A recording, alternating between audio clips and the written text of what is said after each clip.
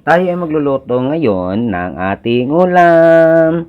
Siyempre, kailangan natin gumamit ng mga ingredients tulad ng bawang, sibuyas, kamatis, at siyempre ang itlog. Ngayon, maggisa na tayo. Lagyan natin ng konting oil. And then, siyempre, isunod na natin ng bawang. Pagkatapos ng bawang, siyempre, konting halo-halo, halo-halo-halo, at siyempre, ilagay na natin agad ang ating sibuyas. Ayan, yung sibuyas po natin para mabango at masarap ang ating niluluto. Ayan, halo-halo-halo-halo.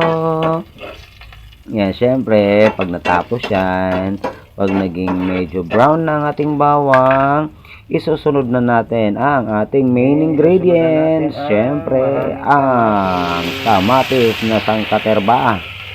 Ayan, maraming kamatis kasi yun nga po ang ating ulam.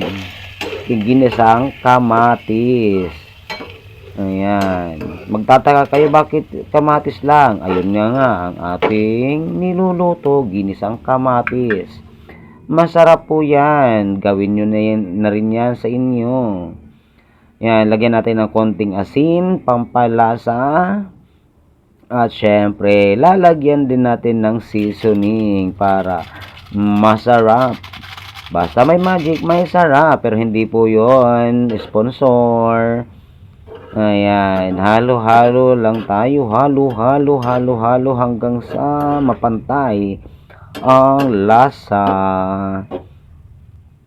Ayan, kumulo na, luto na ang ating ginisang kamatis. Siyempre, para mas lalong magmasarap, lagyan natin ng pinaka masarap na itlog. Ayan, itlog yarn.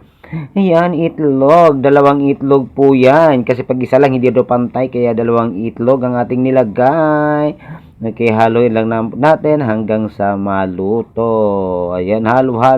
Ayan, luto na po ang ating ginisang kamatis. Kainan time!